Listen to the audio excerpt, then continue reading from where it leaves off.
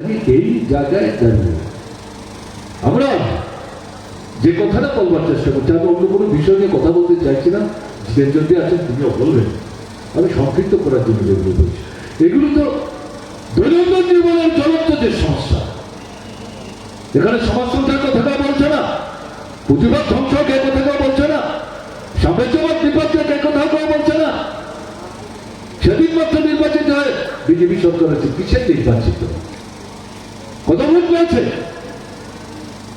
1851 vote পেয়েছে, 23 vote পেয়েছে 39, এর মধ্যে 15 থেকে 17 ভোট ভোটের অধিকারিতা হরণ করেছে, প্রতারণা প্রবঞ্চনা করে রিগিং করে এই সংখ্যা 29 করে। তারা নিজেরাও জানে তারা কিভাবে 29% ভোট পেয়েছে, কি করে 33 আসন তারা তীব্রমথার সহযোগিতা নিয়ে বামফ্রন্টকে আটকাবার জন্য তারা ব্যবস্থা করেছে। তারা জানে।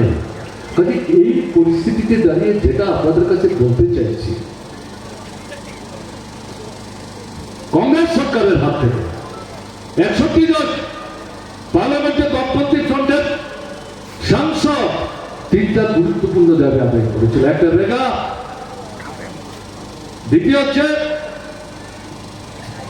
বনাধিকার আইন, যেখানে যারা বনে বসবাস করছেন বছরের পর বছর ধরে, বিশেষ করে উপজাতি অংশের মানুষ, সেই বনের মালিক তারা হবে, সেই জমির মালিক তারা হবে। সীমানা নির্ধারণ করে দেওয়া, বিক্রি করতে পারবে না।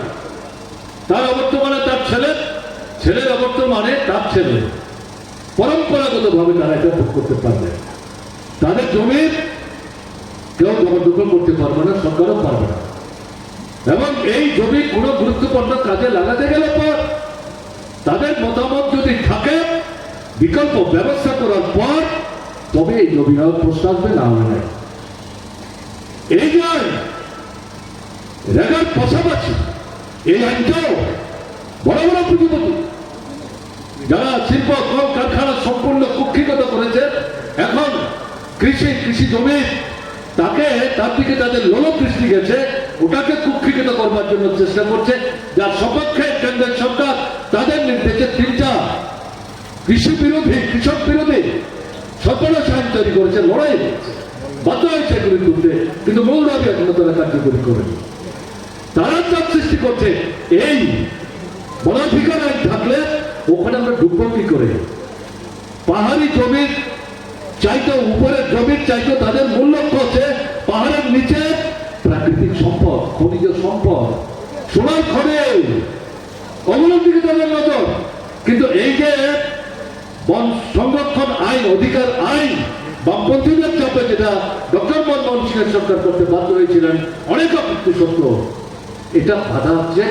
বিজেপি সরকার আমাদের পয়সা করিতেই তো ভূতরঙ্গ করে তোমরা ক্ষমতা এসছো, এটাকে বাতিল করতে হবে, এটা বাতিল করে দিয়েছে। এমন ভাবে আইনটাকে সংশোধন করেছে। আমাদের ত্রিপুরায় সীমান্ত এলাকা থেকে 100 কিলোমিটারের মধ্যে কোথাও এই আইনটা কার্যকরী হবে না। তার মানে কোথায়? যে লক্ষাধিক মানুষের জমি চিহ্নিত করে খুঁটি বসিয়ে আপনার হাতে কাগজপত্র তুলে দিয়ে গেছে বামফ্রন্ট সরকার, যেটা বহুবার চেষ্টা করেছিলেন রাধা চলন, এই সমস্ত অধিকারগুলি হরণ করবার চেষ্টা করছে। এর বিরুদ্ধে লড়াই না করলে তো চলবে না। আর একটা গুরুত্বপূর্ণ আইন কি? তথ্য জানবার অধিকার, নাগরিকদের অধিকার, এটা গণতান্ত্রিক অধিকার। যারা মুদ্রিত সরকার তৈরি করে, সরকার নানা কথা বলে সরকারে যায়, ক্ষমতায় বসে উল্টো বলে কাজ করে, জনগণের স্বার্থের বিরুদ্ধে, দেশের স্বার্থের বিরুদ্ধে, এই বিষয়গুলো জানবার জন্য কি বলেছে, কি করছে, কত টাকা খরচ করছে, তাতে কার লাভ হচ্ছে, কার ক্ষতি হচ্ছে, এগুলো জানবার জন্য তথ্য জানার অধিকার, এই আইনটাকেও বিজেপি সরকার ধ্বংস করে দিয়েছে। আমি 3টা আইনের কথা, তাহলে এরাই কেন্দ্র, এরাই হচ্ছে। তাহলে এদের কাছে বেকার বলেন, কৃষক বলেন, ক্ষেত মজুর বলেন, শিক্ষক, কেরানি, কর্মচারী, মধ্যবিত্ত মেধাবী মানুষ, কারোর কিন্তু সমস্যার সমাধানের কোনো দৃষ্টিও থাকে না। উপজাতি তফসিলি ওবিসির সংখ্যালঘু সম্মানিত আদব রাষ্ট্রীয় মঞ্চ নেই,